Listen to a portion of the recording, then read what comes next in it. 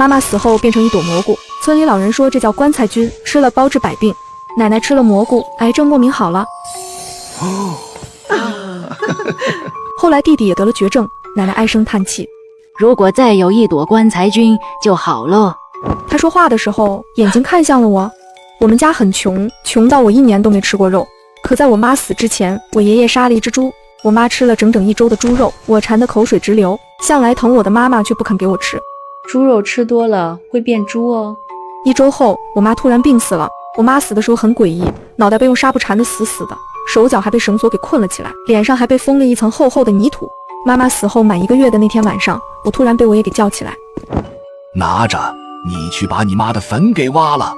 夜半3更，让我去挖我妈的坟，我惊了，呆愣愣地望着我爷爷。见我不动，平日里都躺在床上动弹不得的奶奶上来给了我1巴掌。死丫头，让你做事你就做，再废话就打死你。我爷爷竟真的拽着我去了我妈的坟前，让我把坟挖开。我妈死了，没有人庇佑我，我若不干，他们真的会打死我。坟挖开后，我爷爷满脸紧张地推开棺盖。成了。我走过去一看，发现我妈的脑袋上多了一朵暗红色的蘑菇。把蘑菇拿下来。爷爷，蘑菇是我妈变的，我妈死后变成了一朵蘑菇。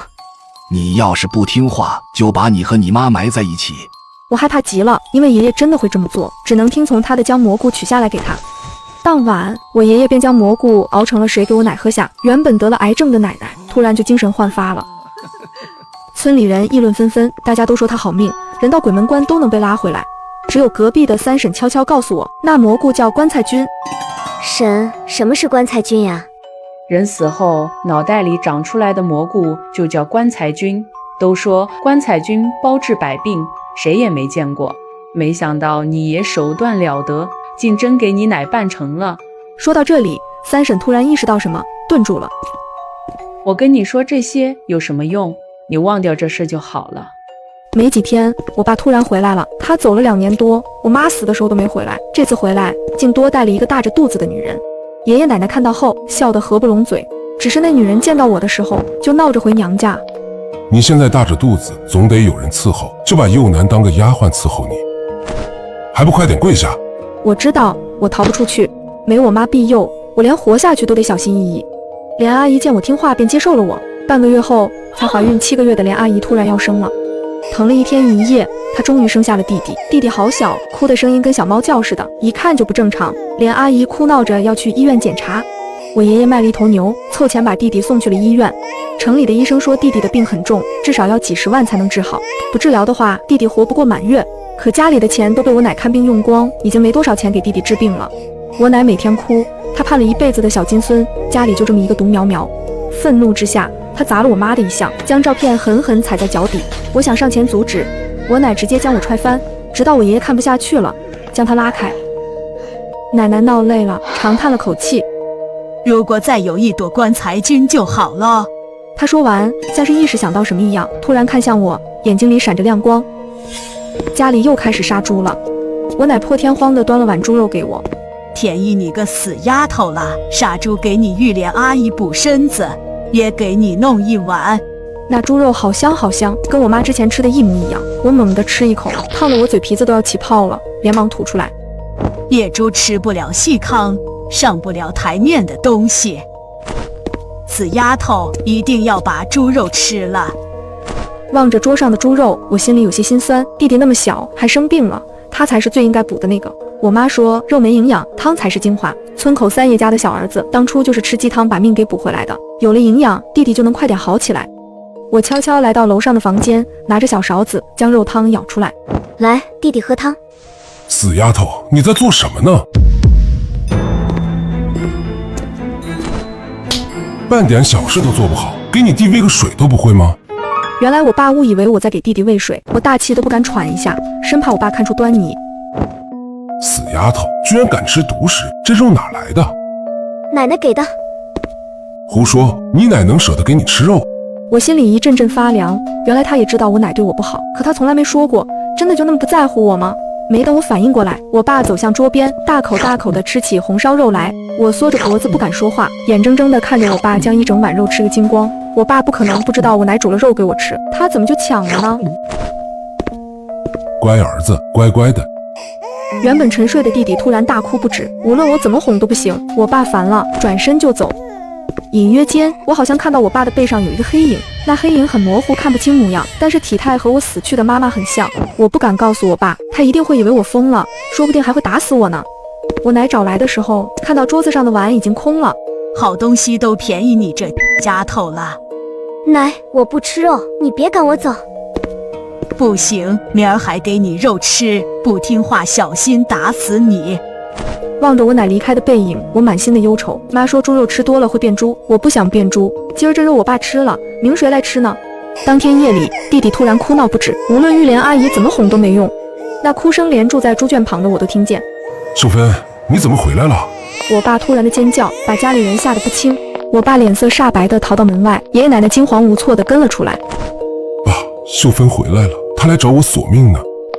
瞎胡说，他连投胎转世的机会都没有，怎么回来索命呢？或许是察觉我猫在一旁，我爷爷突然停下嘴，眼神恶狠狠地看着我，那神色是在警告我。我心下暗惊，面上不敢表露出半分。爷爷到底对我妈做了什么，让她连投胎转世的机会都没有？我爸没看见我爷爷难看的脸色，只是一个劲的哭喊：爸，秀芬真的回来了。刚才她掐着我的脖子，说下面好冷，叫我陪她一起睡。爷爷听后扬起手来要揍我爸。是玉莲阿姨的尖叫，随后伴随着的是弟弟撕心裂肺的哭声。听到弟弟哭，心疼孙子的奶奶想冲过去，却被爷爷拽了回来。你去。爷爷，我害怕。就算真的是你妈回来，她也不可能伤害你。对，赶紧进去把你弟弟和玉莲阿姨带出来，不然我现在就打死你。走进房间后，我发现里面弥漫阴森的气息。玉莲阿姨站在摇篮边上，表情痛苦地安慰着弟弟。阿姨，玉莲阿姨虽然没有说话，可我从她的眼神里看得出来，她在朝我求救，她让我救弟弟。我朝着弟弟走过去，他才刚出生，他什么都不懂。靠近后，我发现莲阿姨的肩膀上坐着一个人，跟我爸背上的黑影一样。难道她真的是我妈？我妈到底想要做什么？我发现莲阿姨的肩膀上坐着一个人，跟我爸背上的黑影一样。难道她真的是我妈？我妈到底想要做什么？我把弟弟抱进怀里后，他就停止了哭泣。在玉莲阿姨无比复杂的眼光中，我离开了房间。我将弟弟抱出房间，我奶急冲冲的一把抢过。原本还安静的弟弟，刚到奶奶手上就开始大哭不止，急得我奶直皱眉头。爷爷反应过来，连忙让奶奶把弟弟还给我。原本大哭不止的弟弟突然没了声。我奶奶大大松了口气，在她眼里，没什么比大孙子更重要。又难，今晚你就带着弟弟睡吧。爷爷，猪圈边上都是蚊子，弟弟这么小，他受得了吗？今晚你就住你爸的房间。听到我爷爷的决定，我爸顿时急了。那我和阿莲住呢？家里就2间房，丫头猪圈边上的小棚房我可不睡。我跟你妈睡小棚房去，你住我跟你妈的房间。我都一把老骨头了，还想不想孙子好了？没想到我还有跟我奶调换的一天。我住好房间，她住猪圈边，感觉那黑影或许是我妈。我心里没有恐惧，只有安心，一定是我妈庇佑，我才能住上这么好的房子。第二天，我奶奶又煮了猪肉给我。奶奶，怎么又给我肉吃？看你照顾我大孙子辛苦了，给你吃点肉，让你有力气些。少废话，赶紧吃。他的一双眼睛紧紧盯着我，生怕我不把碗里的猪肉给吃了。这时院子里突然传来一声猫叫，我奶奶怕腊肉被叼走，骂骂咧咧地跑了出去追猫。看傻眼的我也忘了吃桌上的猪肉。没一会，我爸来了，他进门直扑桌上的猪肉，3两下便将一碗猪肉给吞了下去。去照顾弟弟，下次留块肉给你吃。我爸说完转身就走。我看见那个黑影慢慢浮现出来，他又趴在我爸的背上，我怀疑是他在诱导我爸过来的。奶奶赶跑了野猫回来，见碗空了，才没动手揍我。去把衣服洗了。是。我拎着全家的衣服来到河边，恰好有2个村里的老婶子刚洗完回家，看到我出现后，他们窃窃私语：老张家的那闺女来了，自从秀芬走了以后，她是真可怜。他奶那老的心真狠，秀芬为了他才走的，他连人家唯一的闺女都这样虐待，也不怕报应。现世报不就在跟前？听说那带把的小子生下来就不正常。衣服太多，等我洗完天都要黑了。三婶满脸焦急地找到我：你奶最近是不是天天给你吃猪肉？是的。还没过年，你家就杀猪，我就知道不对劲。你奶这个老东西，祸害了1条命还不够，可真不怕断子绝孙。幼楠，你听婶儿的，那猪肉别吃。过几天你三叔要去省城，若是你想走，我让你三叔送你出去。三婶和三叔都是好人，可我们村穷，留下来的就这么几户人，瞒不住事情。若是三婶把我送出去，我爷奶一定会找三婶麻烦。婶，谢谢你，我不走，这里是我家，我哪都不去。你这孩子，你奶要你命呢，你还不走？婶，你说的可是真的？三婶不敢再说下去，我奶十里八乡出了名的泼辣，再加上我爷爷有些古怪的手段，村里人都不敢招惹我们家。你要是想离开，去我家找你三叔，这是我欠你妈的，我得护你周全。我奶依然每天给送来猪肉，不过这些好东西我都没吃到。每次我奶前脚送完，后脚我爸就来了，他总是抢在我前面把肉给吃完。我几乎可以确定那个黑影就是我妈，因为我看见黑影将猪肉一块一块塞进我爸嘴里。妈说了，猪肉吃多了会变成猪，她不想我变成猪，所以她在帮我。到了第7天，我奶奶端给我最后一碗猪肉，这次来的不只有她，还有我爷爷。见我不动，我奶抬手就要打我。吃完猪肉我会死吗？会像我妈一样变成蘑菇吗？爷爷依旧冷冷地看着我，眼神里透着我看不懂的冷漠。既然你都知道了，我也不瞒你，让你做个明白鬼。我年轻的时候走南闯北，无意间跟一个老道士学会了一个秘方，在人活着的时候吃7天的秘药，等人死后就会在脑袋上长出一种神奇的蘑菇，吃完后包治百病。为了让这蘑菇营养更丰富，味道更香，就要把秘方放在肉里一起炖。没想到居然真的成了。我妈就是因为这个死的吗？她是张家的儿媳妇，孝顺婆母本就是应该的。那为什么不用我爸呢？他才是奶奶生养的。我妈嫁到张家当牛做马了这么多年，最后还落得这么一个下场，你们的心可真狠。小还敢说长辈白养了你这么多年，赶紧把猪肉给吃了，你弟弟还等着棺材君治病呢。弟弟的命是命，我的命不是命吗？大孙子是香火，你一个下的丫头片子算什么？女人活该下话，你也是女人，你就不下？向来怯懦的我突然爆发，我奶都愣了一下，脸色彻底变了。他们估计做梦也没想到，一直逆来顺受、乖巧听话的我会突然骂起长辈来。震惊过后，我奶奶反应过来，指挥着我爷爷：“老头子，你去把他手脚给摁住，就剩这碗猪肉，我给他塞进去完事。”爷爷，是孙子重要还是儿子重要？爷爷，若是前面6天都没吃，只吃最后1天，这事还能成吗？爷爷瞬间瞪大了眼睛，难以置信地望着我。奶奶也反应过来，可她不信我说的。不可能，前面6天我都是看他吃下去的，他就是在唬人，想找机会跑呢。你亲眼看见我吃下去了吗？奶奶顿时僵在原地，她是想亲眼看见，可因为种种原因，她都未能成功。冥冥之中，我自有庇佑。说话间，我爸跌跌撞撞地冲进来，他似乎很饿，直接朝着桌子扑去，然后以一种快到诡异的速度迅速吃完猪肉，以至于我爷奶好久都没反应过来。吃完后的爸爸一副痴呆模样，奶奶气得发疯：“死丫头，一定是你搞的鬼，对不对？他可是你爸呀，你怎么能害他？”他是我爸没错，可他有想过我是他女儿吗？你们都是我的家人，是血亲，可你们眼里我连人都不配，唯一把我当作宝贝的那个人也被你们给害死了。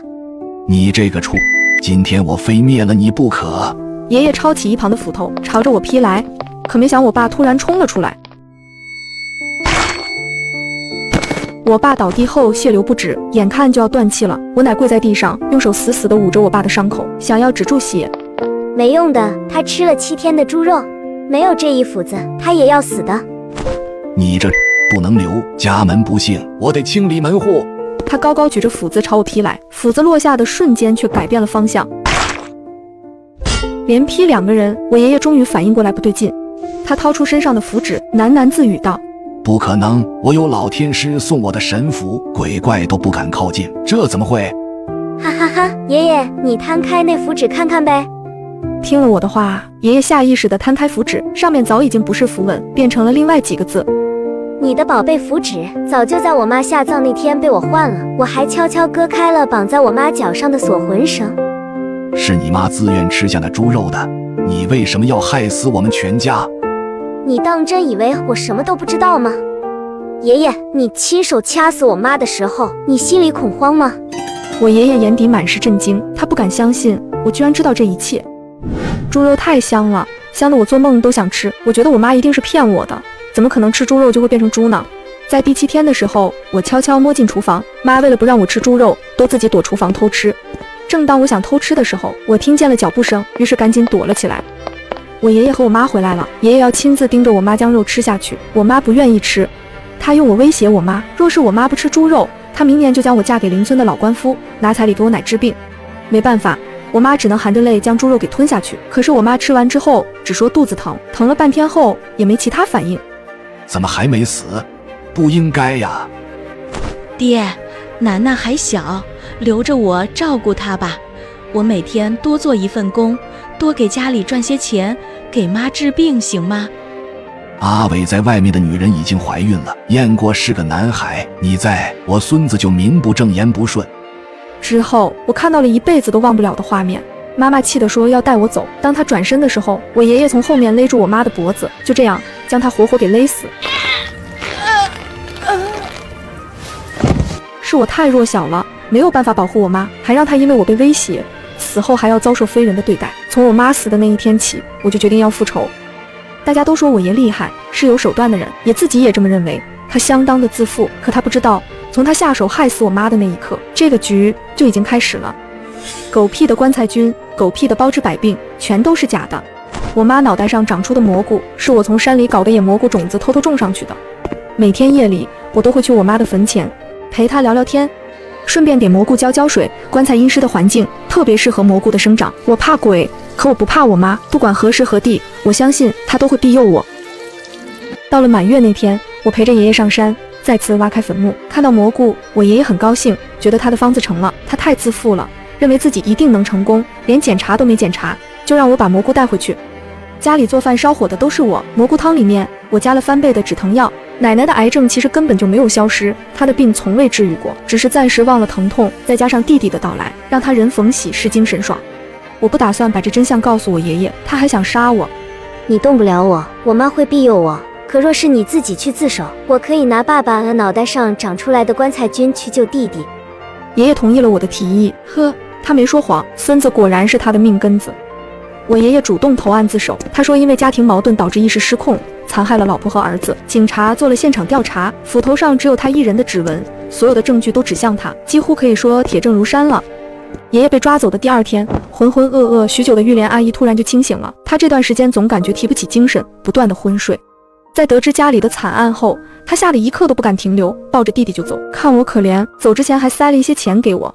玉莲阿姨不知道，她这些天之所以一直昏睡，是因为我在她的饭菜里面放了安神的药。我其实想过要对弟弟动手的，可在看到弟弟生病的时候，玉莲阿姨不顾一切的模样，让我想起了妈妈，我心软了。其实玉莲阿姨她没错，她在跟我爸爸交往的时候，根本不知道我和妈妈的存在，来了家里才知道这回事。她闹着要离开，还被我爸打了一顿。后来为了弟弟，她只能强忍着待下来。错的不是她，是爷奶，是我爸，是这个肮脏罪恶的家。